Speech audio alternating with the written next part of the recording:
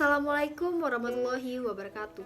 Halo Sobat BIPA, perkenalkan saya Okti Purwatasari, mahasiswi aktif Program Studi Pendidikan Bahasa dan Sastra Indonesia, Fakultas Keguruan dan Ilmu Pendidikan Universitas Sriwijaya. Pada kesempatan kali ini, saya akan menjelaskan media pembelajaran BIPA. Sebelumnya, saya akan menjelaskan mengenai media. Menurut Nation Education Association, dalam Susilana dan CEPI pada tahun 2006, memberikan batasan bahwa media merupakan sarana komunikasi dalam bentuk cetak maupun audio visual, termasuk teknologi perangkat kerasnya. Briggs berpendapat bahwa media merupakan alat untuk memberikan perangsang bagi siswa supaya terjadi proses belajar. Kemudian media pembelajaran BIPA adalah segala sesuatu yang digunakan untuk mempermudahkan pengajaran bahasa Indonesia kepada orang asing. Dengan adanya media tersebut, pembelajar merasa lebih mudah belajar bahasa Indonesia bila dibandingkan tanpa menggunakan media.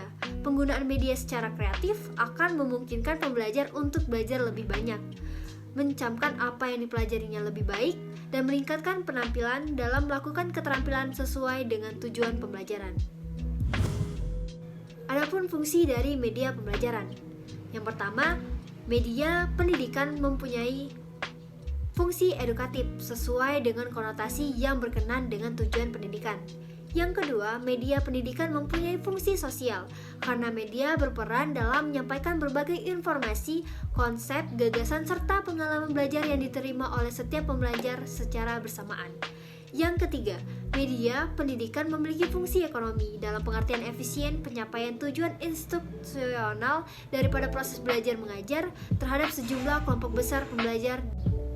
Keempat, media pendidikan mempunyai fungsi politis dalam hal keseragaman misi yang diemban oleh lembaga pendidikan, mulai dari tingkat pusat sampai ke daerah. Yang kelima, media pendidikan mempunyai fungsi seni budaya dalam hal mempercepat penyebarluasan informasi mengenai hasil budaya, ciptaan-ciptaan baru sebagai produk kemajuan yang dicapai di bidang ilmu pengetahuan dan ilmu teknologi. Penutur asing akan sangat tertarik untuk mempelajari suatu materi apabila di dalam materi pembelajarannya disisipkan muatan seni budaya. Selain pembelajaran dapat belajar bahasa Indonesia, mereka pun dapat mengenal sisi budaya Indonesia yang lain. Manfaat media pembelajaran dapat ditinjau dari segi yang pertama, konten atau isi pelajaran. Misalnya, dalam menyampaikan suatu konsep yang luas, seorang pengajar dapat menyederhanakan dengan menampilkan sebuah diagram atau grafik. Yang kedua, jumlah pembelajar dapat dicapai dalam jumlah yang besar dengan menggunakan media pendidikan. Media dapat membantu pemahaman dengan optimal. Yang ketiga, waktu. Dalam menyampaikan materi pembelajaran yang singkat dan kadangkala tidak seimbang dengan banyaknya materi yang harus disampaikan, media pendidikan akan membantu guru dalam menyampaikan materi yang banyak dengan optimal dalam waktu yang singkat.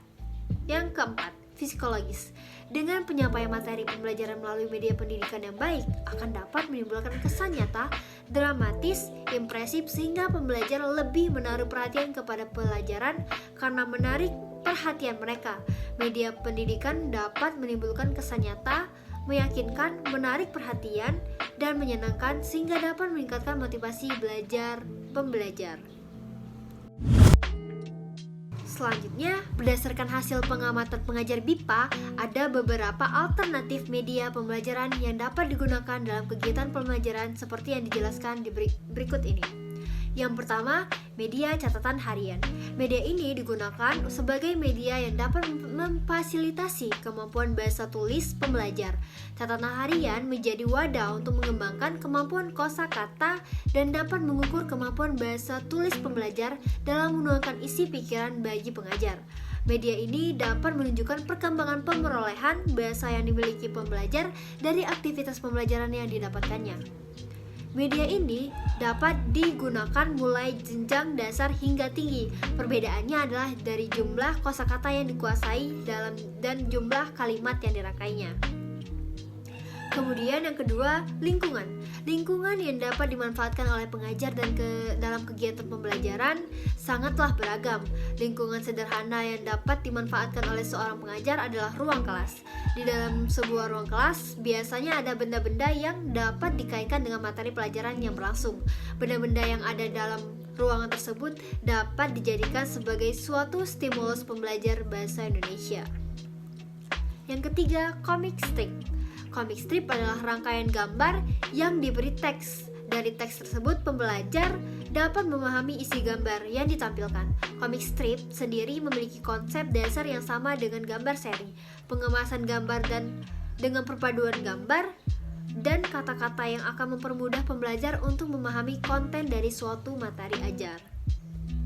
Yang keempat, surat kabar. Banyak di antara pembelajar BIPA yang tertarik dengan informasi-informasi yang sedang hangat di Indonesia. Apakah informasi mengenai perkembangan ilmu pengetahuan, ekonomi, politik, budaya, dan yang lainnya. Akan mudah bagi pembelajar untuk mendapatkan informasi-informasi yang diinginkannya melalui surat kabar karena sifatnya yang selalu hangat dan baru. Namun surat kabar ini memiliki ciri khusus, yaitu dalam pemaparannya biasanya menggunakan kata-kata yang persuasif, adanya penyingkatan pemakaian kata, dan banyak lagi. Oleh karena itu, media surat kabar ini diberikan pada pembelajar kelas tinggi. Yang kelima, gambar komik. Media gambar merupakan salah satu media yang sering digunakan dalam mayoritas kegiatan pembelajaran, termasuk pembelajaran bahasa Indonesia bagi penutur asing. Namun, dalam pembelajaran BIPA, media gambar ini sering kali digunakan bagi pembelajar tingkat dasar. Media gambar adalah media yang segala sesuatunya diwujudkan secara visual dalam bentuk dua dimensi sebagai hasil perasaan dan pemikiran. Gambar dapat berupa lukisan, ilustrasi, iklan, kartun, potret, karikatur, dan gambar seri. Selanjutnya yaitu lagu.